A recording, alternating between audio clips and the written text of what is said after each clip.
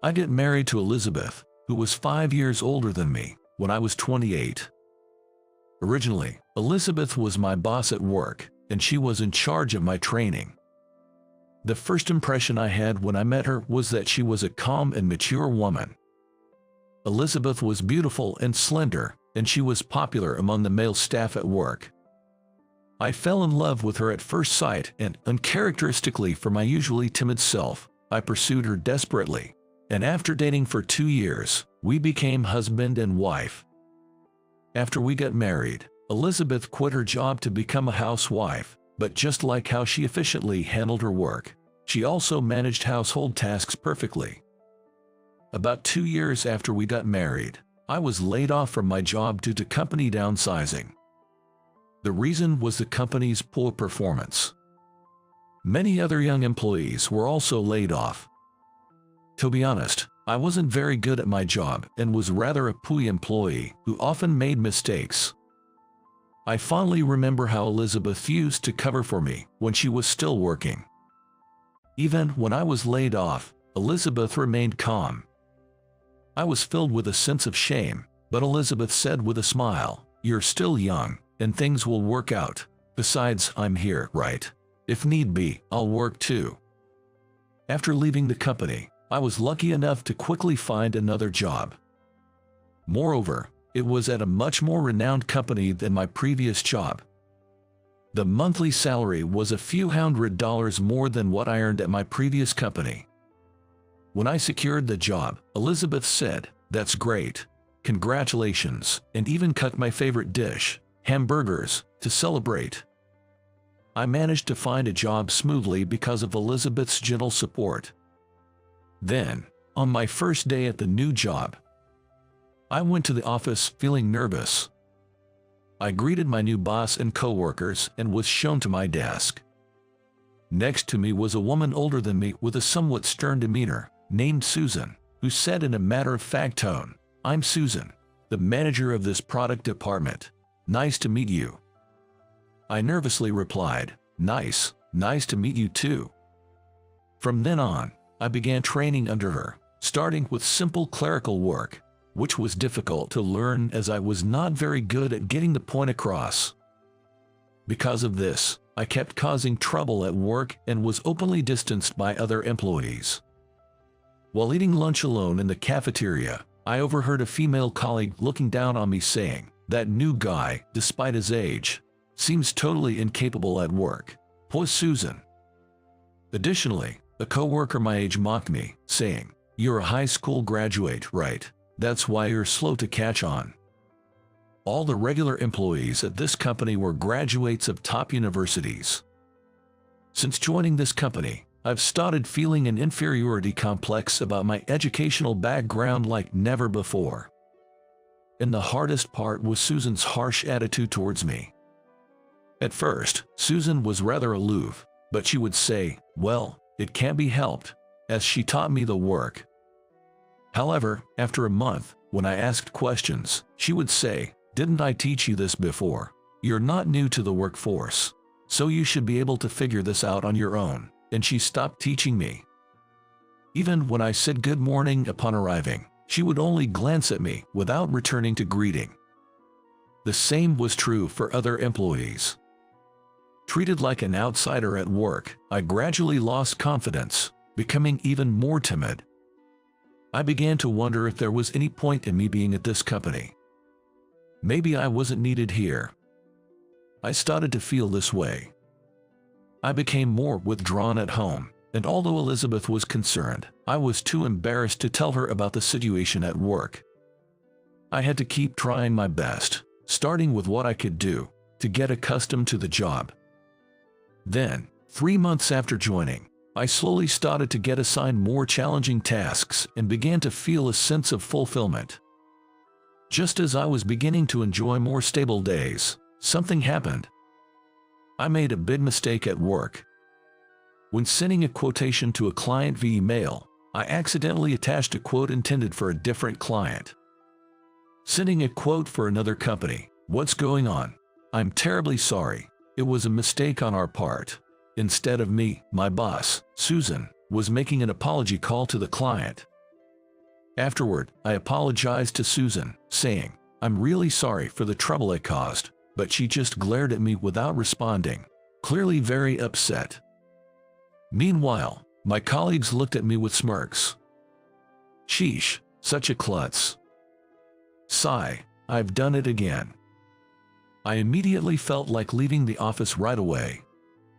After that, I was only trusted with simple tasks that anyone could do, just like before, and sometimes I even had no work to do at all when I went to the office. But I couldn't just sit around doing nothing at work. I would sometimes ask Susan, "Is there any work I can do? I'm willing to do anything I can." But she would reply, "There's plenty of work, but nothing I can trust you with. If you have nothing to do, why not do some cleaning? Surely, you can do that without messing up, right?" Reluctantly, on days when I had no work, I would clean around my desk and organize the supply room. Things were going so well before. What am I doing? It's pathetic that at my age, all I can do is clean. My colleagues started making fun of me for being such a slacker. Susan even said, "You're married, right? Your wife must have a hard time with a slow and incompetent husband like you." I thought about quitting the company. But since I had just changed jobs and for Elizabeth's sake, I couldn't just quit, so I kept trying my hardest every day, holding back tears. One day, during these challenging times, Elizabeth spoke to me during dinner. "Things haven't been going well at work recently, have they? You don't have to push yourself, you know. Don't bottle it up. You can rely on me when times are tough. We're a married couple, after all. Let's support each other and get through this." She must have sensed something from my increasingly downcast demeanor. As Elizabeth said this, she touched a scar on her right cheek, looking at me worriedly. She's always had a habit of touching her face scar when she's worried. "Thanks, but I'm fine, really. You don't need to worry," I replied. "Really? Are you sure you're not just pushing yourself?" Elizabeth seemed concerned, but I just said, "No, I'm really fine," and quickly finished my meal as if to escape. Then, on a day off, Elizabeth and I went shopping at a nearby mall. As we were walking, I saw Susan in front of us. Oh no, I don't want to meet her here. Maybe I should take another path. But just as I thought this, our eyes met. Guess I have no choice. Should I say hello? Susan, hello." Seeing my face, Susan returned a greeting with a slightly annoyed look. "Hi." She was about to leave quickly, but then Elizabeth, standing next to me, exclaimed, "Oh," and started talking to her. "Susan, is that you?" Susan looked at Elizabeth's face and exclaimed in surprise, "Huh?" Then she asked, "Could it be Elizabeth? Is that you, Elizabeth?" "Yes, it's been a while. I never thought we'd meet here. Have you been well?" Susan awkwardly replied, "Yeah, I've been okay," in a low voice. "That's good. I've been worried about you, so I'm glad to see you," Elizabeth said with a smile. I was surprised to find out they knew each other. "Wait, you two know each other?" "Yes, we were classmates in middle school. We were pretty close back then." "Really? That's surprising." Susan seemed shocked to learn that Elizabeth was my wife. Elizabeth, realizing that Susan was my boss, also looked surprised and said, "Oh, really?" Then, for some reason, Susan looked at Elizabeth with a sad expression. Elizabeth, however, was still smiling at Susan. What's this atmosphere about? Did something happen between them in the past? As I was thinking this, Elizabeth started to speak. "It's surprising that Susan is your boss. The world is smaller than I thought," she said with a calm face. I was surprised too. Susan kept glancing at me awkwardly. After a brief chat, we left the scene. After parting with Susan, Elizabeth said, "I'm relieved to see Susan doing well. I've always been worried about her." Elizabeth was smiling, but I felt there was a deeper emotion hidden behind it. Her words stuck with me. There must have been something between those two. Then, the next day, when I got to the office, Susan unusually greeted me first with a good morning. Then looking down, she started to speak. "I need to talk to you about something, about Elizabeth. Can you come over here for a sec?" So, we went to a separate room to talk. "You're Elizabeth's husband." "Oh, I was surprised yesterday," she said with the same sad expression as before. Yes, I was also surprised to find out that Susan was Elizabeth's classmate. Then Susan, after being silent for a while, told me an astonishing story. Actually, it was a story from when Susan was in middle school. She had been bullied by her classmates. It was quite severe. She had her uniform cut and was even physically harmed. According to Susan, the bullying started when her classmates found out that she was from a single-parent family and her mother worked in a well-paying but frowned-upon job. Back then, Susan was at her limit with the harsh daily life. The person who came to her rescue was Elizabeth, who had transferred to her school.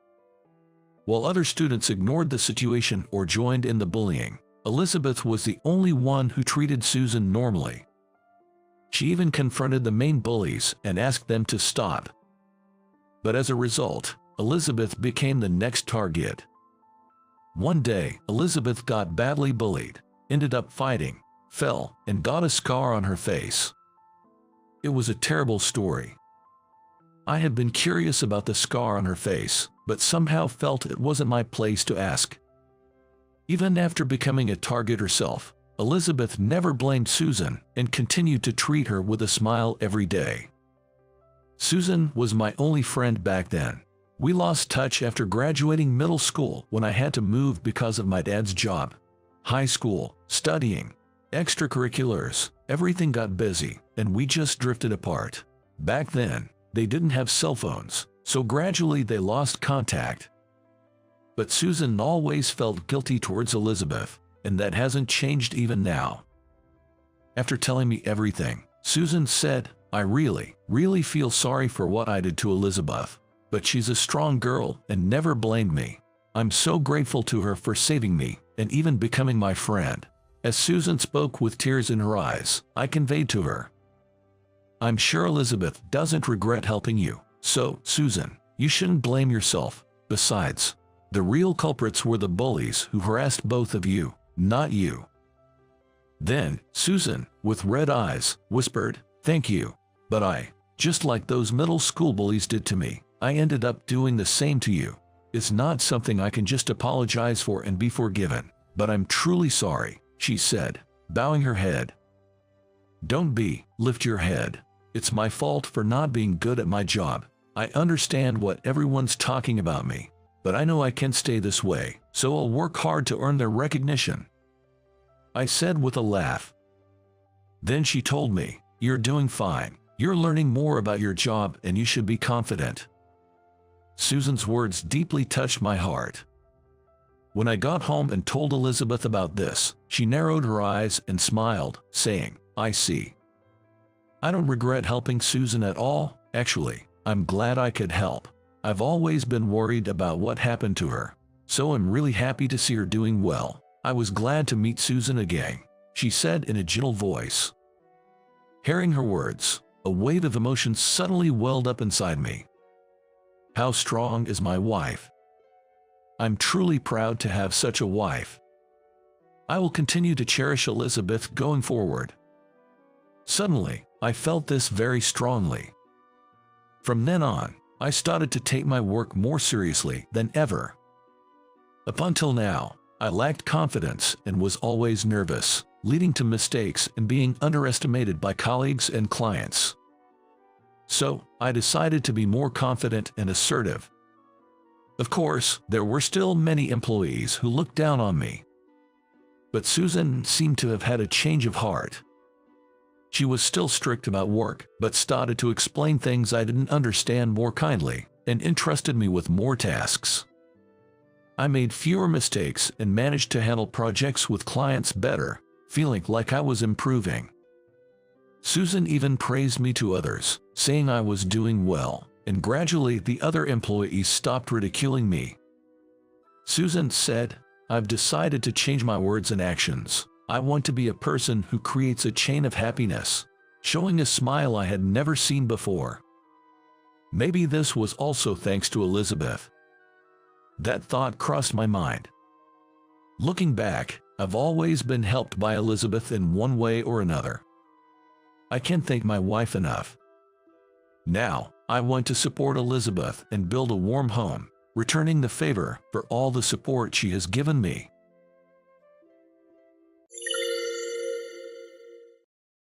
Hey Ryan, the farewell party is today, right? Yeah, no doubt, but department head Ryan said with a dramatic pause. Everyone's going to skip it.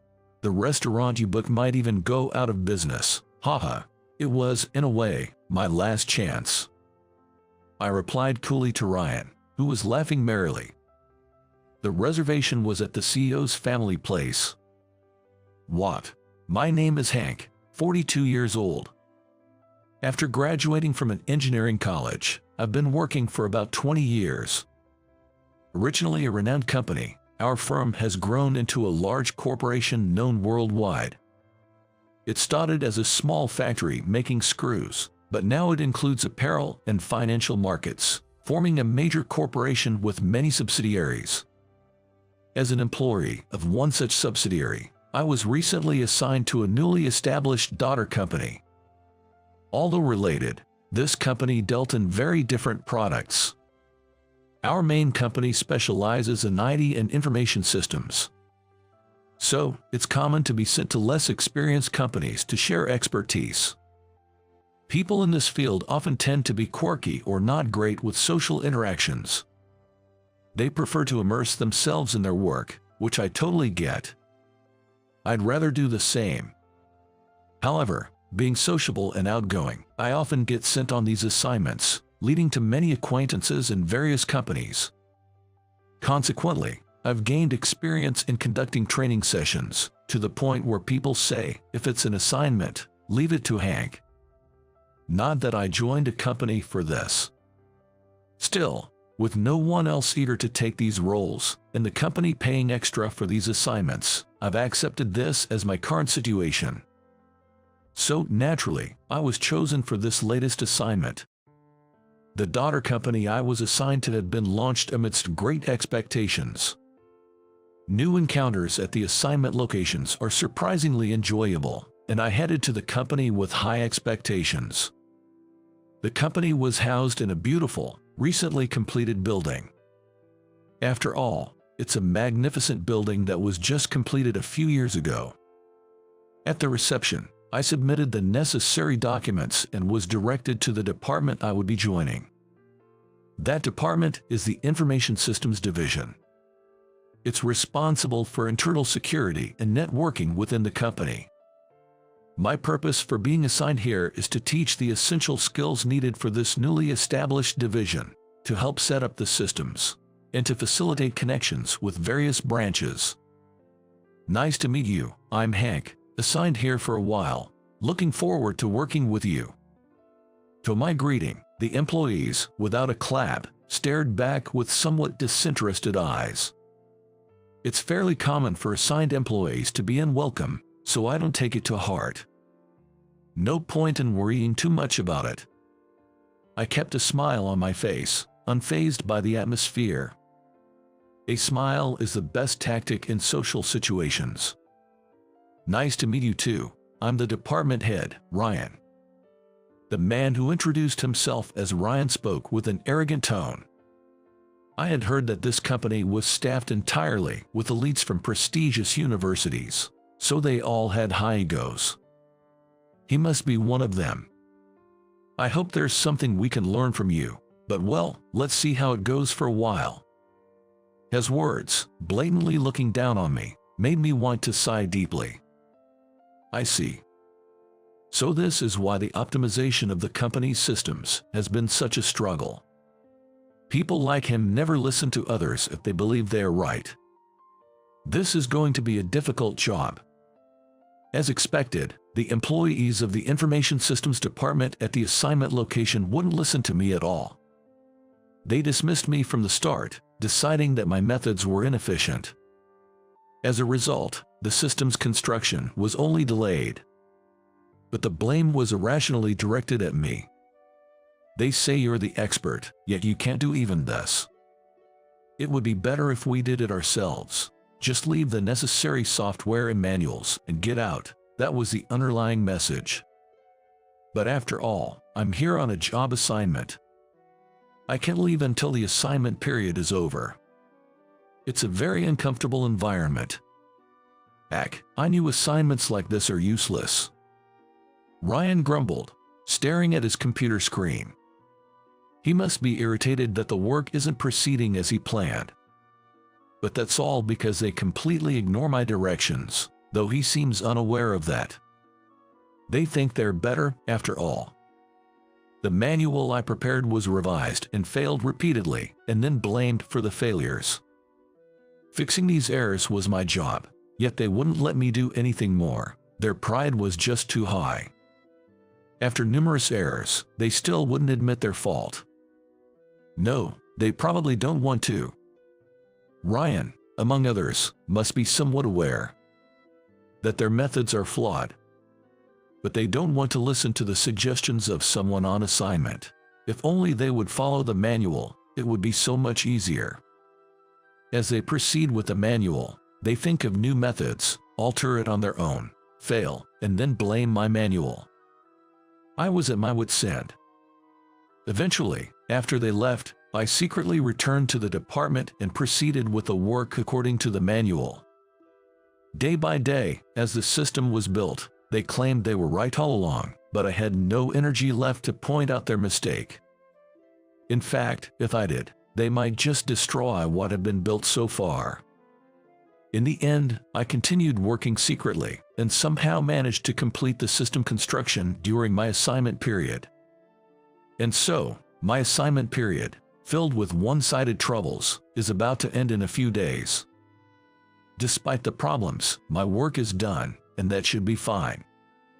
As I was thinking this, Ryan approached me. "Hey, thanks for your help. Actually, we're planning a farewell party for you." I see. Ryan seemed unusually cheerful, which felt odd. He was smiling, but it didn't give a good impression. More like there was something scheming behind it. "We're thinking of having a farewell party for the whole company, not just this department." "That's a bit much." "Well, you've really helped our company, and the farewell isn't just for you." "I see, a company-wide farewell party. That makes sense. And so, I'd like you to be the organizer." "What? But why am I, the one being farewelled, organizing the party?" "Am I the organizer?" "Yeah, I think you can handle a farewell party for 100 people, right?"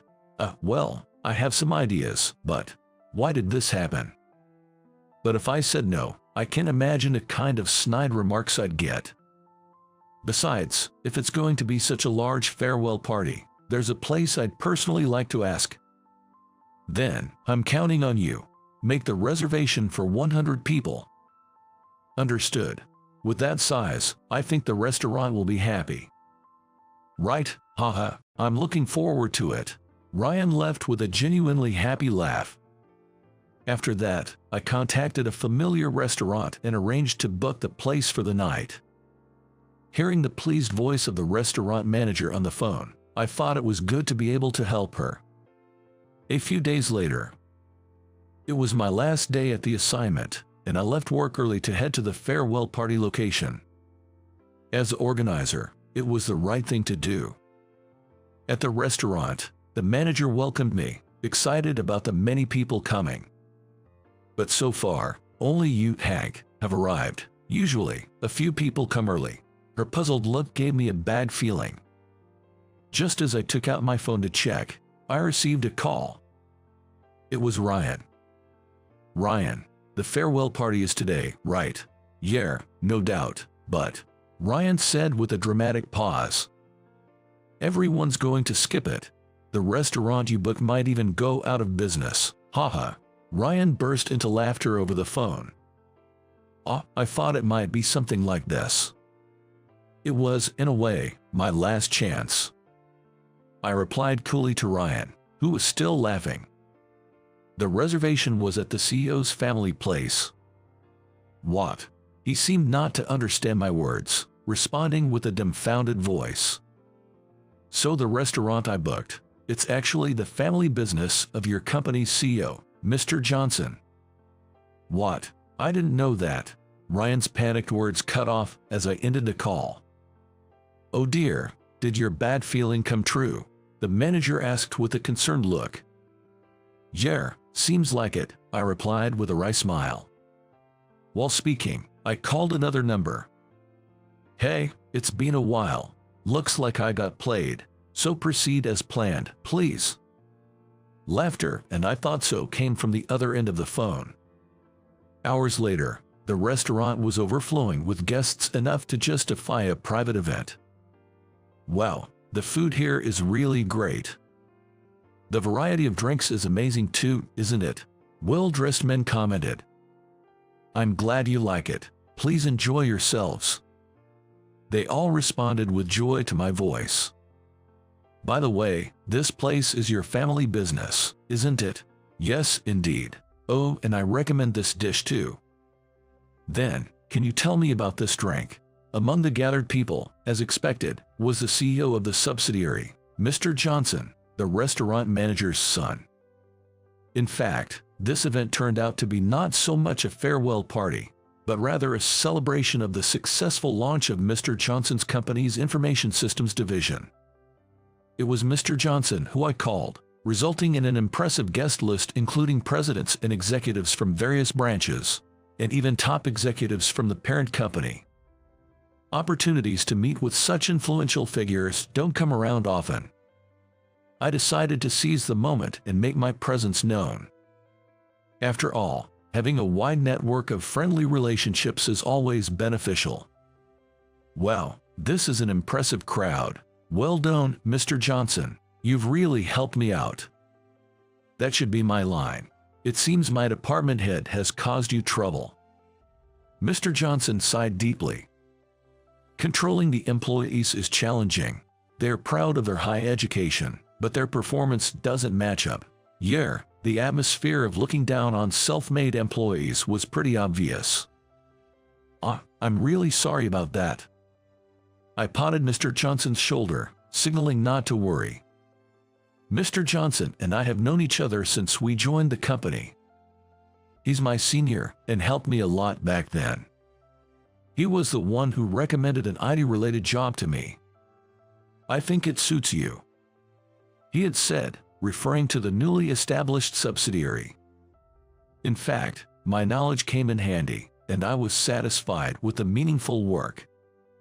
Our relationship continued, and we even went drinking together after I started moving from one assignment to the next. Being assigned to Mr. Johnson's subsidiary must be some kind of fate. I was looking forward to it, so it's a shame how things turned out. What happens to Ryan next is none of my concern. Today marks the end of my assignment, and I'm returning to my own company. What the heck is going on here? Just then, the door opened with a clank, and Ryan burst in. Spotting me, he stormed over, visibly angry. What did you do? Keep it down, please. We're in front of important people. What are you talking about? Huh? Ryan finally noticed the crowd gathered in the restaurant.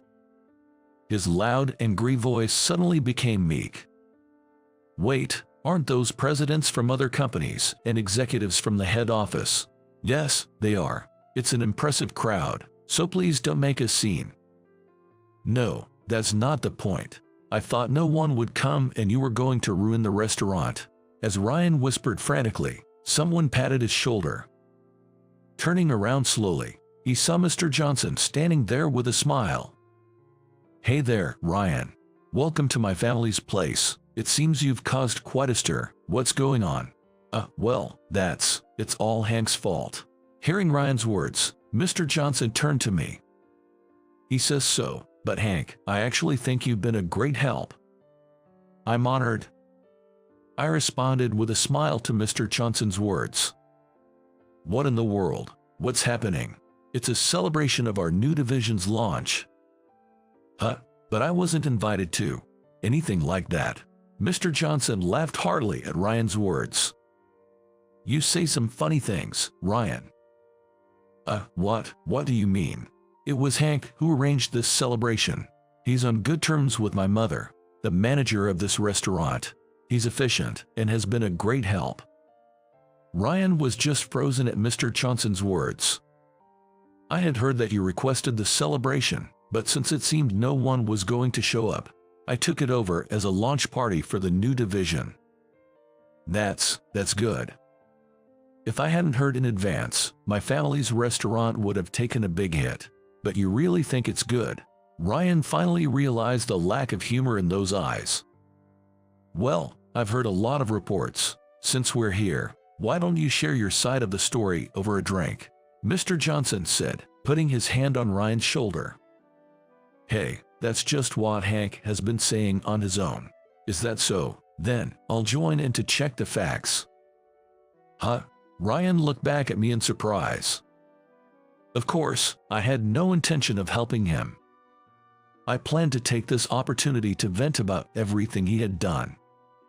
There's a lot I'd like to talk about, I said with a full smile, causing Ryan to grit his teeth. Mr. Johnson, don't believe a word he says. It's all nonsense. Well, let's hear it first and then judge. Saying this, we sat down in a small room, surrounding Ryan. By the way, Hank here is my junior from when we first joined. I was the one who recommended him to our IT subsidiary. I know his capabilities well. Mr. Johnson said, pouring beer into Ryan's glass without losing his smile. Now, let's hear both sides of the story, shall we? Ryan looked at me in panic. Of course, I just smiled back at him, gazing steadily. Of course, I'll tell you everything, without hiding anything, about what I've seen and done. What, you? No, originally, it was our effort that, as Ryan spoke, he began to calm down. Yes, they think they achieved it all on their own. We just took the manual from Hank, but after that, it was all our effort. But you're aware of the constant errors, as reported, right? That's because. Ryan started to make excuses in a panic. The errors kept happening because your manual was. If you followed the manual correctly, it would have been fine. The errors happened because you tried to shortcut and force your way through. Shut up. In the end, it worked out, didn't it? As Ryan raised his voice, I decided to deliver the final blow. It seems you think so, but those errors were corrected by me after everyone left. What? Huh? Ryan was clearly taken aback. He couldn't believe it because he thought they had achieved it all on their own. What are you saying? That was because our method was right. That's not the case, but no one would listen to me, so I had to stay late and secretly fix everything. Lies. As Ryan protested, Mr. Johnson joined in, calmly sipping his drink. Do you really think so? The errors that were there until yesterday were suddenly fixed the next day, and you think it was your achievement. Well, you must have found something strange yourself, didn't you? With those words, Ryan bowed his head. He must have realized it. It was expected. I had told them to contact me if anything happened after I left, expecting they would eventually come to me for help. That was all Ryan seemed to think. Ryan, I believe you're a talented employee. Being able to join our company is proof of that. However, Mr. Johnson said after a moment's thought, but no matter how talented you are, without accompanying experience, it doesn't translate into effective work. And when it comes to the system company, Hank is a professional. At Mr. Johnson's words, Ryan's face grew increasingly pale. I was hoping you all could learn something from Hank's experience. That was my expectation. Ryan began to tremble as Mr. Johnson delivered his final statement. Honestly, I'm disappointed in you. I need to rethink everything about your department. With those words, Ryan completely stopped talking. Now, back at my subsidiary, I was spending my time leisurely at my desk, which I hadn't seen in a while. The banquet hosted by Mr. Johnson was a great success, and I managed to make good connections with the CEO of the parent company and other subsidiary presidents. Of course, I made sure they remembered my face. Before that, I had also met with presidents and directors of the subsidiary I was assigned to, greeted them again, drank with them, and shared various stories. For me, it was a very rewarding gathering. As for Ryan, despite it being a celebration for the Information Systems Department, questions arose about why only the department head showed up. He could hardly answer and disappeared before anyone noticed. Later, I heard from Mr. Johnson that the position of department head had been given to someone else. Ryan was demoted to a regular employee in the Information Systems Department and had to start learning everything from scratch. Well, he didn't seem to have much IT knowledge, and while I felt a bit sorry for him, he's still young. A knockdown or two can be a good experience. Months later, I was assigned to another assignment. The CEO himself, Mr. Thompson, who took a liking to me at the party, called me for it. This time, it's an assignment to the head office. I've heard that there's new equipment there that even I'm not familiar with, so I'm excited to go and see it. Well, the last time was a bit of a mess, but this time it's the head office. There's a lot to look forward to. And so, I start preparing for another assignment again. Who do you think you're talking to?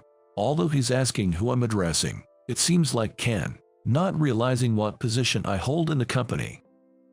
His angry face glaring at me, Ken's shouting voice was loud enough to echo outside the office. When I reported to President, Mr. Bailey, that I was fired based on Ken's instructions, he looked at me in surprise. I had thought that a dismissal would never happen without going for Mr. Bailey. However, what Mr. Bailey was worried about wasn't me, it was the patent rights I held. What will happen to the patent rights? Disappointed by the words that came out of a worried-looking Mr. Bailey, I let out a heavy sigh. Having been with the company for a long time, I can't stay at a company that sees its employees as nothing more than tools. Starting tomorrow, I'll be joining a rival company, so I guess your business is going down. At my words, Mr. Bailey, looking pale and staring off into the distance, could only respond with a bewildered huh. Past disappointment, I couldn't help but snicker at his reaction. By the time Ken realized what he had done with my departure, it was already too late. Employees are limited and valuable assets, not tools to be used up. A natural consequence awaited the two who failed to understand this. My name is Jack. A fieldwork enthusiast, I've worked as a regular employee disconnected from promotions even at 49 years old. After graduating from college, I joined a company as a fresh graduate, specializing in creating websites for small and medium businesses and internal systems, and before I knew it, I'd been there for 20 years. Though I've turned down promotions several times, I've managed to lead my subordinates as a project leader in the product development department. When the sales department receives new inquiries or orders, they usually come to me first. After that, our team discusses how to build the system in meetings. Those are my favorite times. Despite being a small company, I take pride in working with teammates who have globally viable ideas. When I received a patent for a program fundamental to our system development, the whole team celebrated. Though the patent rights are in my name as the team leader, I still think of it as everyone's achievement. I plan to continue working together with everyone to become a globally competitive company, but things changed a bit due to an internal personal transfer. A few months after obtaining the patent, Ken, Brendan's son, was suddenly transferred to my product development department. Despite being in his 20s, Ken was inexplicably transferred as a department head.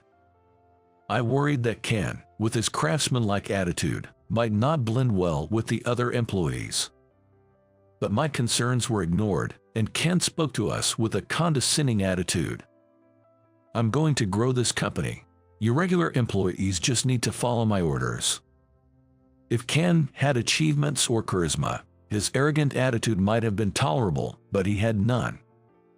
Without understanding our work, Ken skipped meetings and simply focused on speeding up deliveries for requests we received. There was even a time when Ken unilaterally changed the deadline for a project we were progressing on a comfortable schedule by contacting the client directly. "This project doesn't need a month, right? Get it done in 2 weeks. That way, we can take on more orders." It was easy to imagine that having the planned delivery time would inevitably lead to overtime and consecutive days when we couldn't go home properly. Regardless, Ken's tyranny continued, and the motivation of everyone in the department plummeted. I thought that if things continued on this path, turning into a company with harsh working conditions and poor treatment of employees, people would start leaving as if fleeing. So, as a leader, I decided to directly negotiate with Mr. Bailey. "Mr. Bailey, about your son. Ken is working hard, right? I plan to have him take over the company, so he needs to start building a solid track record now." I tried to discuss Ken's behavior, but Mr. Bailey wouldn't listen to me and instead made me listen to his boasts about his son. Even when I subtly suggested to Ken that it might be better to change the current situation, he just arrogantly insisted on his position as department head, and it was impossible to have a meaningful conversation. Maybe it's true that the apple doesn't fall far from the tree. Ultimately, there were no signs of any directives from Mr. Bailey, his father, and Ken's tyrannical behavior only worsened day by day. Ken had been in sales at other companies, but he was still young and barely had any experience as a working adult. Yet, he was suddenly placed in a department head position at his father's company, perhaps feeling like the king of the hill. Every instruction from Ken felt so unreasonable that it seemed impossible to implement. As Ken's behavior became increasingly arrogant day by day, there were more moments when I felt he regarded us almost like slaves. "You all can work here thanks to me. As long as you do what I say, I'll let you stay in this company." Naturally, following Ken's words, a wave of employees began leaving the company. Consequently, my workload increased dramatically, and I found myself staying at the company or nearby hotels more often. Even in such circumstances, Ken's tyranny did not change. On the contrary, he became frustrated with the decreased work efficiency due to fewer hands and blamed us, saying we were incompetent. In an attempt to protect the other employees, I repeatedly voiced my concerns to Ken, but as expected, it led nowhere. "All the work we've done so far had ample leeway. With this ridiculous schedule now, it's unworkable, and we can keep going like this. Why is a regular employee like you giving me, the department head, advice? If I say do it, you as an employee should just do it." I, too, started thinking about leaving the company, just like the other employees, unable to keep up with Ken's actions anymore. Feeling I had reached my limit with Ken's outrageous behavior, I went to Mr. Bailey again to ask him to stop Ken's tyranny. But, just like before, all I got were stories boasting about his son, and it was impossible to have a serious conversation. Feeling a disconnect with his response, I wondered why he was so insistent on having his son Ken do this job. One day, a major complaint came from a longtime client, and we were all busy dealing with it. A sudden system breakdown occurred, and the recovery operation turned out to be an extraordinary situation, not finishing even after a week of all-nighters. Somehow managing to complete the work, I staggered toward the nap room, utterly exhausted. I hadn't intended to eavesdrop, but the nap room was close to the president's office. At that moment, Mr. Smith, president of the company that caused the system breakdown, had come to our office in person. Listening to the calm conversation between the two, I was shocked to learn an unbelievable truth. Turns out, Mr. Bailey had sent his son to my department to build a track record of working as a boss in a department with someone like me who held a patent.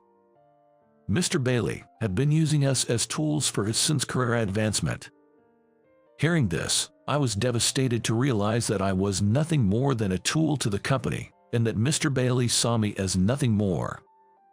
Unable to think about resting, I trudged back to my desk, shoulders slumped and feet heavy. Even in that state, Ken continued to use me like a slave with his usual arrogant attitude. Knowing Mr. Bailey's intentions, I realized there was no need to endure Ken's oppressive behavior anymore. Exhausted, I let all my pent-up frustrations with Ken out in a burst of emotion. "Ken, we've reached our limit. This workload is insane. If you're so insistent, why don't you try doing some of it yourself?" "Huh? Who do you think you're talking to?" Overtly grumpy, Ken yells at me, glaring at me with an irritated look on his face. Ken's voice was so loud that it leaked out of the office, attracting the attention of all the employees present. Although he's asking who I'm addressing, it seems like Ken is the one who doesn't understand what kind of presence I am and how much I've contributed to the company. Disgusted with Ken's attitude, I looked down and sighed softly. Then, Ken, looking at my face, let out a big sigh. "Fine. We don't need an employee like you in this company. Useless old man like you should just leave." Although it was a sudden notice of dismissal from Ken, in a way, it was the reaction I had anticipated. It wasn't about whether I was needed by the company, but whether I would stay. I never thought I'd be told to leave by Ken, though I had been considering quitting. "So, I'm fired, and it's an order from the department head, right? Are you really okay with me leaving this company?" Ken, not understanding the significance of my words, waved me off with a smug look. "Of course. Who do you think you are? We have plenty of regular employees. One less won't make a difference." "Understood." After bowing deeply to Ken, I headed straight to the president's office. Barging into Mr. Bailey's office, he looked at me with wide eyes, clearly surprised. Then, I told Mr. Bailey everything about Ken's oppressive behavior and everything that had happened so far. I thought he finally listened to me, but his response was unexpected. "So it is, but you are here, right? Ken is only 27. It must be just youthful actions. You've been with the company for quite some time. So as a senior, please guide him." Mr. Bailey, either not understanding my point or deliberately ignoring it, said something completely off base. At this moment, I fully realized that Ken was president's son and sighed deeply. "I've been directly told by Ken that I'm fired, so I'll be resigning voluntarily. Please handle the paperwork and my severance pay." "Is that so? If Ken said that, then it can't be helped. By the way, what about the patent rights you hold?" It seemed Mr. Bailey, as the company president, had no particular feelings about me leaving the company. Instead, what he was really concerned about wasn't me, but the patent rights I held. "What will happen to the patent rights?" Disappointed by the words that came out of a worried-looking Mr. Bailey, I let out a heavy sigh. I couldn't stand working at a company that only saw its employees as tools any longer. "Since I'm apparently not needed here, I'll be joining a rival company starting tomorrow. I guess your company is in trouble now." Mr. Bailey finally seemed to understand my words and turned pale, trembling as he realized the gravity of the situation. "What? Wait a minute, what are you saying? The revenue from the patent I hold accounts for over 60% of the company's profits." Neither Mr. Bailey nor Ken seemed to understand that. And it was Mr. Bailey himself who had left the handling of the patent entirely up to me from the beginning, not knowing what to do with it. I was frustrated that there were no rewards from the company for this, so I registered the patent under my own name.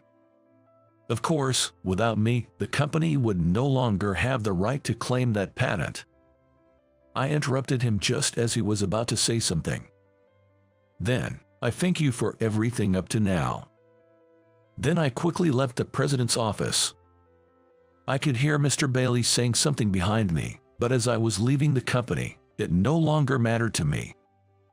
Previously, I had vented to a friend about my dissatisfaction with Ken's strange behavior over drinks. My friend, Troy, and I have been drinking buddies for ages, getting together almost every month. Though I couldn't share confidential details, Troy is a close friend I can talk about anything. Troy understood that something was wrong with my workplace. That's totally illegal and a terrible company. Jack, don't push yourself too hard, he said during one of our drinking sessions, which ended up being more of a vent than a consultation. Then, suddenly being serious, Troy made a proposal.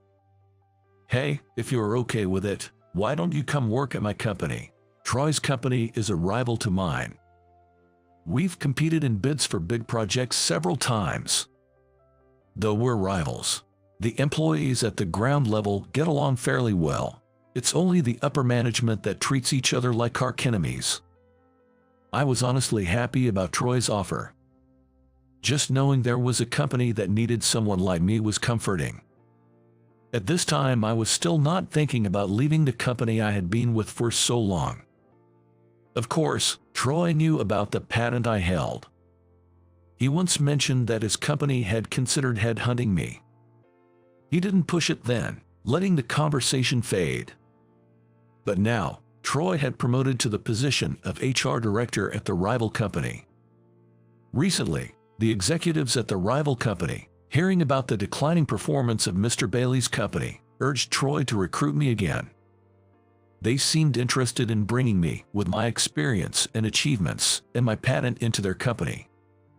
According to Troy, if I joined his company, they were willing to offer double my current salary. It was an attractive offer, but since it was discussed over drinks, I only half believed it at the time. A month after this job offer, Troy called me for a serious talk. About our last conversation, the executives also find your skills and patent attractive. If you're willing, would you seriously consider it? Such an opportunity with great benefits might never come again. Still, leaving my current company felt like betraying my colleagues with whom I had worked so closely. I had been pondering over Troy's offer for several days when Ken told me I was fired. On my way to the president's office to discuss my resignation, I immediately called Troy. It turned out I could start the new job as early as the next day. Seeing Mr. Bailey's pale face, I felt slightly guilty, but in the end, if they cared more about the patent than my presence, it was their own doing. After gathering my belongings, I decided to leave for the day. As I passed through the hallway, I coincidentally ran into Ken, who seemed pleased with himself for having driven me out, smirking as he looked at me. Maybe he felt satisfied since the only person who ever talked back to him was leaving. Disgusted with Ken, I didn't bother to respond. With everything that had happened, I had no regrets left and went straight home after thanking my colleagues. On my way back, I ignored several calls from Mr. Bailey. His voicemails contained apologies, but for me, it was already a closed chapter, and I didn't return the calls. About a month after I started working at the rival company, Mr. Bailey called me again. Jack, won't you reconsider? Without you, Ken can't make any significant achievements. Hearing his words, treating me not just as an ordinary employee but as a tool for his son, left me speechless in disbelief. There were offers of better conditions for returning, but they paled in comparison to what I was receiving at my new job. I'll consider returning on one condition. If Ken resigns from the company, I'll think about it. Furious at my response, Mr. Bailey quickly changed his tone, shouting over the phone. Who do you think you are? You're mocking me. I can't let my son resign. As expected, Mr. Bailey's company's profits plummeted without my patent. There were issues like unpaid salaries, and the company struggled to survive. A week after Mr. Bailey's call, surprisingly, Ken reached out to me. Why is the company falling apart just because you're gone? Ken's voice sounded desperate, yet he still spoke condescendingly. That's why I asked you if it was really okay for me to leave. I didn't know about the patent you held. It can't be helped. My father never told me about it. Why didn't you say that? Even if I had told Ken about the patent, his reaction probably wouldn't have been any different. I told him that his own tyrannical behavior was why I left the company. Ken hesitated and then fell silent. That is, he started to say something, but then the call ended abruptly without another word. Working stress-free at the new company was gratifying, but one thing still concerned me. That is my former subordinates. My subordinates, who do their jobs well despite my complaints, are invaluable to me. It is also thanks to them that I was able to obtain a patent. I wanted to help them and asked Troy if he could take care of my former team members. To my surprise, Troy had already planned to hire them. Even more, he planned to acquire the entire company. The scale was larger than I expected, but it turned out there were ongoing discussions about merging the two rival companies. My moving to this company had accelerated those plans. At the signing ceremony for the merger, Mr. Bailey looked displeased but seemed somewhat grateful for avoiding bankruptcy. Days later, during a major staff realignment, I reunited with my former subordinates. Unexpectedly, Ken was also transferred under me. When we met again, he was no longer arrogant but timid and reserved. Curious, I invited him to the break room for a chat. He shared how his past actions had become a burden, and he had kept his distance from other employees. In his previous job in sales, he struggled without much success and was almost sidelined. It was then that Mr. Bailey invited him to join his company. Ken, who had previously been sidelined in his sales job, must have felt lonely and fearful after suddenly being made a department head. He thought adopting a superior and arrogant attitude was the way to prevent being disrespected by others. Initially, Ken even refused the offer of the department head position. However, Mr. Bailey, not listening to him, simply told him to just do it, leaving Ken anxious and confused about what to do daily. In the end, Ken too was a victim of Mr. Bailey's habit of neglecting responsibilities. Now free from those constraints, Ken told me he felt as if he had been reborn. Mr. Bailey, who had treated both me and Ken as mere tools, was deemed incompetent by the executives and is now being used as a low-level employee. Unlike Mr. Bailey, Ken, surprisingly observant and helpful, diligently accomplishes detailed tasks as my subordinate. Everyone was initially a bit confused by the sudden change in Ken's attitude. After a few days, when it became clear that Ken had genuinely changed, he naturally became part of our team. I am now leading a new project team at my new company. Unlike before, the company recognizes and appreciates the work I do, which has positively impacted not only my motivation but also that of my colleagues. 3 years after changing jobs, having successfully developed new technology, I started an internal venture with my team, including Ken. We secured new patents, allowing us to grow not only as a company but also together as a team. Work is busy and challenging, but the sense of achievement and fulfillment makes every day enjoyable. Unlike you with just a high school diploma, the man I'm marrying is a college graduate and an elite. In high school, I became estranged from a beautiful classmate due to certain circumstances. I was invited to a wedding by a junior and ended up reuniting with that classmate. Thinking I was still just a high school graduate working some job, she said that to me as soon as we met again. "Maybe my husband will become your boss soon." She took the same condescending attitude towards me as she did back then, so I decided to tell her the truth. "Sorry, but I just fired him a little while ago." At the words I blurted out, her eyes widened, and then an unbelievable event struck us. My name is Ryan. I grew up in a very ordinary middle-class family, neither particularly wealthy nor poor. Raised in a family of 4 with my parents and a younger sister, I had a typical upbringing and, like many, loved superhero shows. I admired the way they helped people in trouble and wanted to be like them. So, I always tried to help friends in need, which I think made me a reliable person in my class. Ashley, who lived next door, and I have been close since we were young, and we played together often since we were classmates. Perhaps because of that, our families became close, often going on trips together. Ashley's family was much wealthier than mine, with her father running a company. Her mother was a stay-at-home mom. But both were very approachable, always saying, "Ryan, feel free to come over anytime." Since my parents both worked, I often hung out at Ashley's house or had dinner with them until my parents came home. I think Ashley's parents were very fond of us too. Ashley and I graduated from elementary and middle school together and went to the same high school. Our high school was one of the top in the state, and keeping up with studies was tough, but I enjoyed it, surrounded by good friends. As for Ashley, she debuted as a model. I was used to being around her since we were kids, so I didn't pay much attention, but she was actually a stunning beauty, often approached by scouts when out and about. There were rumors both inside and outside school that photos of her were highly sought after. With her debut in the entertainment industry as a model, Ashley quickly became popular in both school and among the public.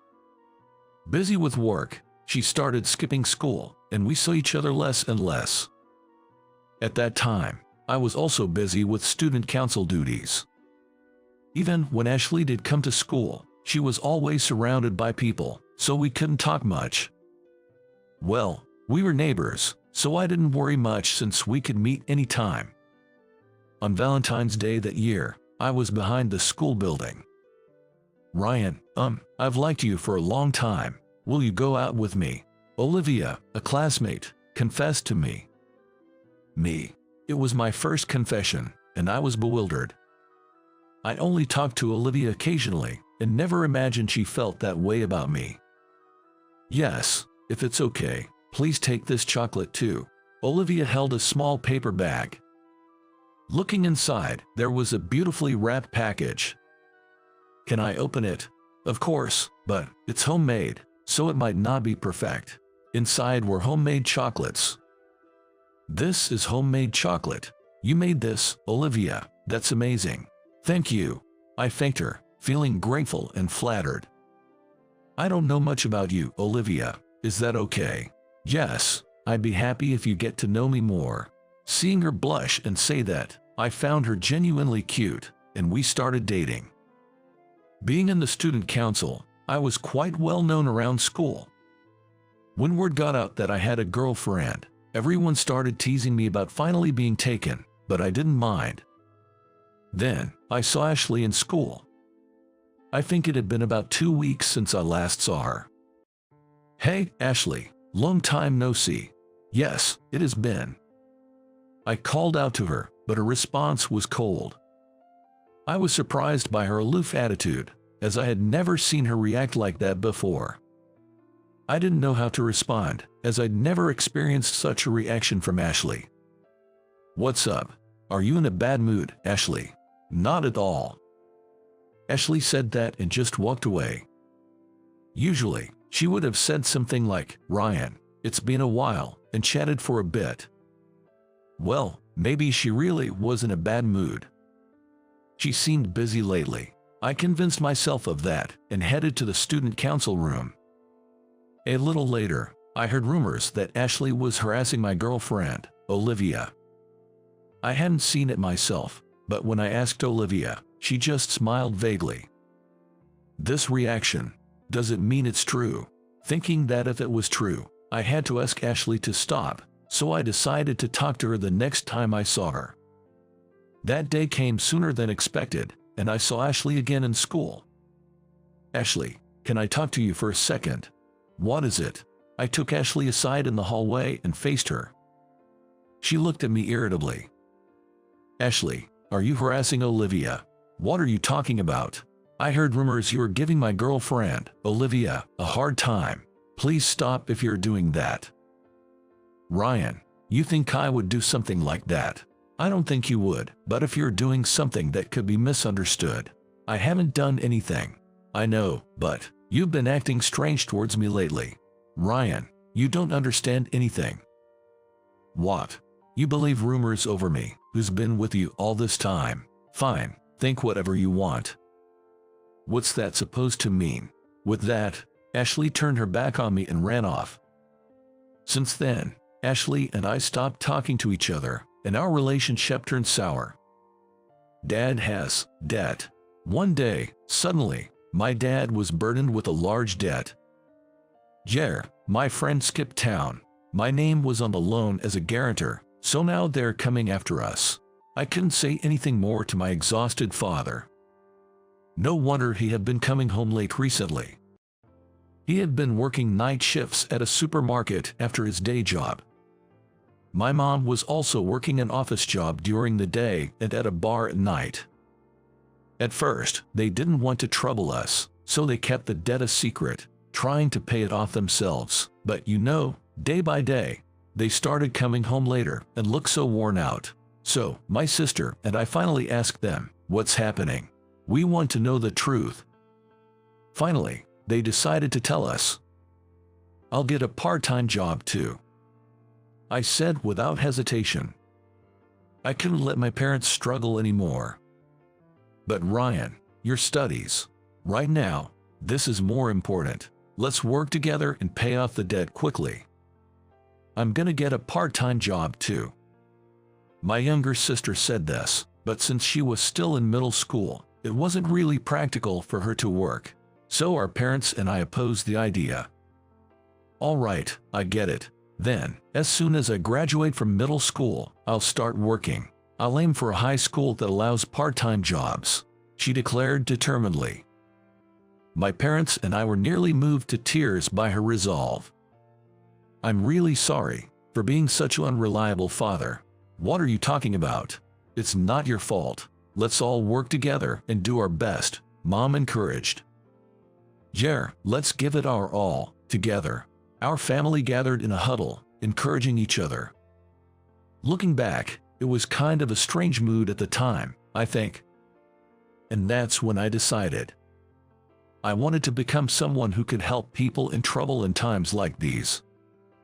I resolved to become a lawyer. The next day, I found a part-time job and began a busy life juggling school, student council, and work. Working all day on weekends, I had less and less time to spend with my girlfriend, Olivia. I felt bad about it, but paying off the debt was my top priority, so I just texted her, "Right now, there's something I need to prioritize over spending time with you." She replied, "I understand. Thank you for everything up until now." And so, we chose to go our separate ways. Even after that, I continued to live a whirlwind life, and before I knew it, I was almost in the summer of my senior year of high school. It was time to seriously decide on the college I wanted to attend. But I was really struggling with this decision. Since that day, I had set my sights on becoming a lawyer, but my dad's debt wasn't fully paid off yet. Could I really handle studying and working if I went to college now? Or should I wait until next year to go to college? Honestly, I can enroll in college anytime. So maybe shouldn't I first work right after high school and pay off all the debt before thinking about college? Yes, I should get a job first. With that in mind, I decided to talk to my high school career counselor the next day. I explained everything to the counselor without holding back and said I wanted to work. "Got it. We'll try to find you a job with the best possible conditions. Let's work hard," the counselor encouraged. After talking to the counselor, I explained the same thing to my parents, and they understood my decision to work. Especially my dad, who said, "I'm really sorry, but this is a big help, thank you." In our top-ranking high school in the state, very few students opted for employment, and there were only 3 of us, including me, in the school's job seminar for those wanting to work. "Ryan, why are you choosing to work?" asked a classmate who was also looking to get a job. "I have my reasons," I said vaguely. I had no intention of revealing my dad's debt situation. That day, after school and my part-time job, I arrived home late at night to find someone calling out Ryan outside the house. There was Ashley, seemingly having rushed out of her house, wearing something like pajamas. "Hey, Ashley, what's up? Dressed like that? Never mind that. Is it true you're not going to college?" that you'll work right after high school. Yeah, I'm going to work instead of college for now. Why would you give up on college? It's not giving up, just choosing to work for now. But you won't earn as much as a college graduate if you work with just a high school diploma, Ashley interrupted. With your grades, you could aim for a public university, even get a scholarship. Why make such a hasty decision to work? Are you running away from exams? Her words just like that irked me. It wasn't a hasty decision. I had agonized over it and made a considered choice. Nor was it running away. I planned to go to college later, and I considered job hunting as challenging as college entrance exams. I didn't decide this easily. I really struggled before making this choice. And it's none of your business, Ashley, I said somewhat dismissively. Ashley looked hurt by my response. Oh, right, it's none of my business. Fine, I don't care anymore, she yelled and then went back to her house. After that, I successfully found employment at a local company. Ashley, meanwhile, got accepted into a prestigious university and became known as a beautiful model genius who got into a top university. 10 years have passed since then, and after going through various experiences, I managed to become a lawyer and now run my own private office. Finally finished with that big case. It was a challenging job, but I had managed to complete it successfully and was now back at my office. I'm back. Mr. Thompson, you look tired. Glad to see you're still energetic, Ethan. Greeting me with high spirits was Ethan. He's a junior lawyer who followed me when I started my own law firm, saying, "Ryan, please take me with you. I want to work under you." He's a bright and energetic guy who looks up to me, so I'm quite fond of him. Mr. Thompson, do you have a moment? As I was tidying up some documents, Ethan approached me, more serious than usual.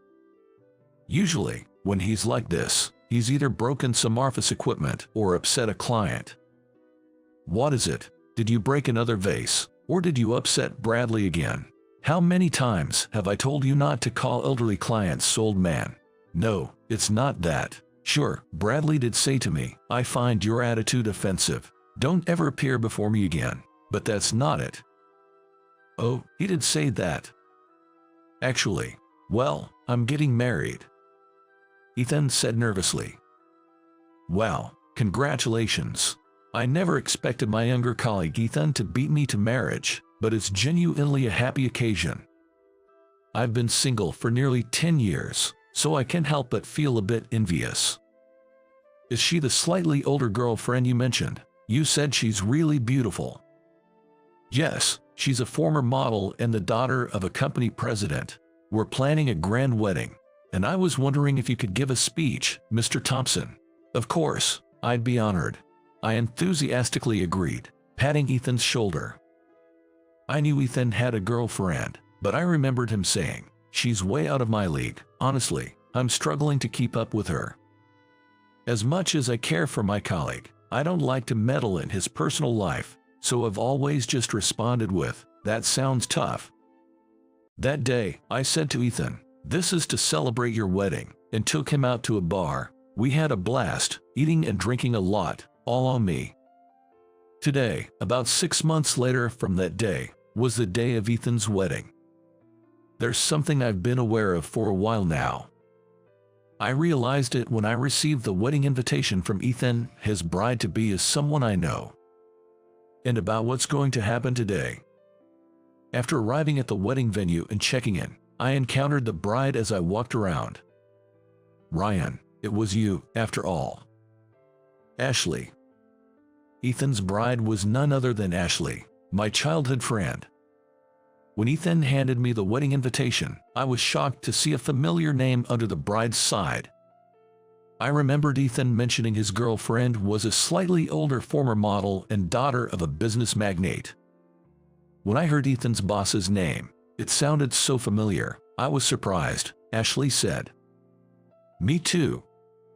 Ashley and I haven't spoken or even seen each other since that day 10 years ago when she criticized my decision not to go to college. By the way, Ryan, as Ethan's senior, does that mean you're a lawyer now? Yay, that's right. How did someone like you, who just finished high school, become a lawyer? You didn't just claim it without any basis, right? You didn't, pay for your qualification, did you? No way. I passed the exam fair and square and have the proper qualifications. I run my own law office now, and Ethan works there too. It'd be ridiculous if I, the director, didn't have a law license. Ashley still seemed skeptical. Unlike you, a high school graduate, my husband-to-be Ethan is a graduate from the same prestigious university as me. An elite with a college degree. Soon, he'll be the director of your office. Ashley looked down on me as she said that, but I decided to enlighten her about a future that wasn't going to happen. Sorry, but as for Ethan, I just fired him from our office. At the words I blurted out, Ashley was dumbfounded. What? And you two aren't officially married yet, right? You might want to reconsider that. Leaving Ashley stunned behind, I decided to head back to the venue. Ashley, now a retired model, was working as a secretary in her parents' company. She had invited many acquaintances from her modeling days to the wedding, making it quite a lively event. The wedding went off without a hitch, and Ashley and Ethan exchanged vows before God. Ashley looked stunning in her wedding dress, and Ethan was very dapper in his white tuxedo. With the wedding ceremony over, it was time for the reception. I was sitting at the reception venue, but the reception wasn't starting. The scheduled start time had already passed. The venue started to buzz with whispers, and guests began asking, "Has something happened?" The person who took the microphone was Ashley's father. He's a man I know quite well. "Ladies and gentlemen, I regret to inform you due to unforeseen circumstances, we have to cancel the reception. I apologize for the inconvenience. The meals prepared for today will be served, so please enjoy." After speaking quickly, he hurriedly left the venue. The sudden cancellation of the reception caused a stir among the guests, turning into quite a commotion. I quietly slipped out of the noisy venue and into the hallway. "Mr. Evans." "Ryan." There stood Ashley's father, looking utterly exhausted. "Ethan got arrested, didn't he?" At my words, he nodded. Ethan had been withdrawing extra money from client accounts and using it for himself. I first learned about it when a family member of one of Ethan's clients informed me. Ethan had been the guardian of several elderly clients without relatives, but one day, it turned out that one of these clients actually had a family. When the family wanted to take over financial management and asked for the bank book, Ethan was reluctant to hand it over and didn't show it. Suspicious, the family reported the bank book as lost and had it reissued, only to discover that the balance was clearly wrong. This person had been hospitalized several times, and each time, $10,000 was withdrawn as hospital fees. It was Ethan, acting as the legal guardian, who had been paying this to the hospital. I know that hospital fees rarely cost $10,000, which is an unusually high amount. The way the money was being used was suspicious, the family told me, and that's when I first became aware of the issue. To my embarrassment, I had been completely unaware of it. Following this, I investigated whether Ethan was doing something similar with other clients and discovered that he had done the same thing to 5 other clients. All of them were people for whom Ethan had been the legal guardian. When I confronted Ethan about it, he admitted everything. "Yes, I did it." "Can I hear the reason?" "I was gifting my girlfriend with luxury brands and gambling. Wasn't the salary we were paying you enough to live on? I could manage living on the salary, but I wanted to give gifts to keep my girlfriend with me. She was too good for me," Ethan continued, leaving me speechless. I had this conversation with him just a week before the wedding. Immediately, I filed a disciplinary request, explained the situation to the victims and their families, and apologized. I initially covered the lost money, but the victims' families, unwilling to forgive Ethan's actions, filed a complaint. The complaint was accepted, and Ethan was arrested right before the wedding reception. The reception was, of course, cancelled and turned into a simple meal gathering. The engagement was annulled. Ethan's parents, as well as Ashley and her parents, were visibly shocked and devastated. I didn't know what to say to Ethan and just stood there, unable to find the words. This incident later became a huge news story, labeled as corrupt lawyer exploiting the adult guardianship system. Ethan, of course, was stripped of his lawyer's license.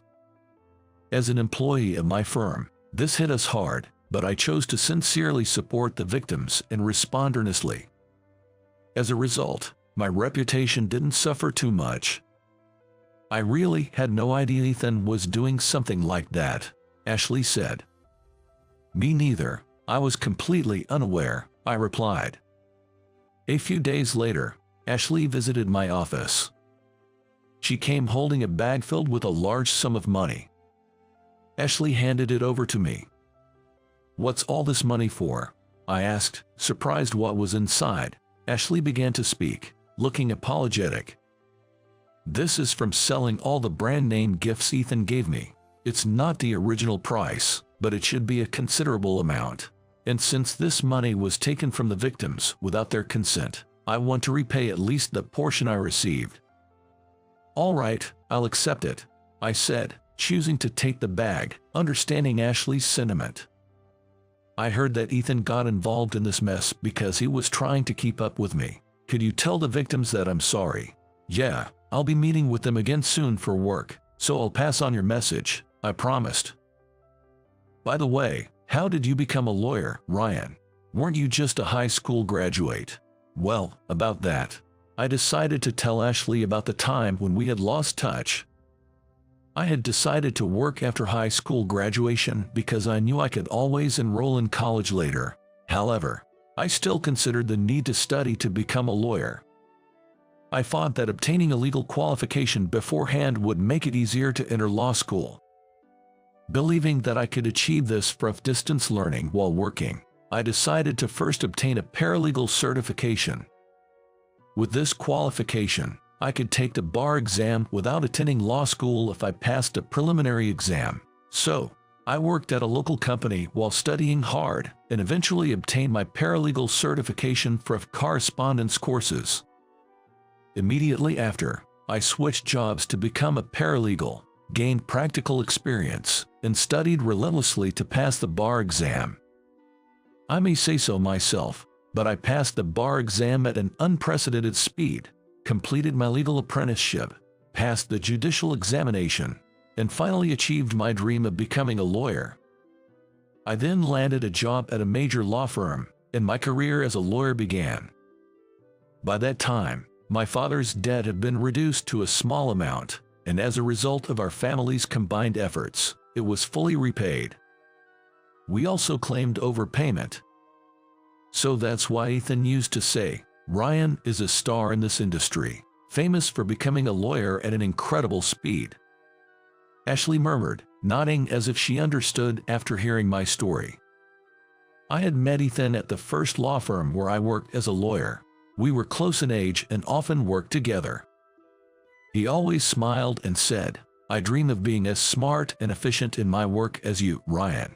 I want to be a lawyer like you." Remembering this, I felt somewhat melancholic. Ethan got himself into this trouble because he was trying too hard to match up with Ashley and ended up in over his head. "I guess I was really out of her league," Ethan said with a sad smile, a memory that came back to me. Since then, Ashley and I started to keep in touch, and we occasionally went out for meals. Our conversations were mostly about our recent updates and memories from our high school days. "I didn't know your father had become a guarantor for a loan. If you had told me, maybe my father could have helped. There's no way I could have asked your family for that. Even if they had lent us money, we would have made sure to pay it back in full," I replied. "Yeah, your family was always very honest," Ashley said with a smile. "You know, becoming a model was your idea," she revealed. "Really? At the high school festival, remember the fashion show where the home economics club made outfits? You saw me in one of those outfits and said, 'Ashley, you really look like a model.' It suits you so well. Maybe this glamorous world is meant for you. That's why I decided to give modeling a try. I don't remember that at all, I thought, but I figured Ashley probably realized I didn't remember. And about the rumor that I harassed your girlfriend in high school, that was completely false. Oh, right, that rumor. So it was false. Rather, it was that girlfriend, Olivia, right. She was the one spreading lies that I was harassing her. What, really? I was shocked by this revelation. Olivia never seemed like the type to do such a thing. I heard later that she spread those rumors because she was worried about losing you to me, your childhood friend.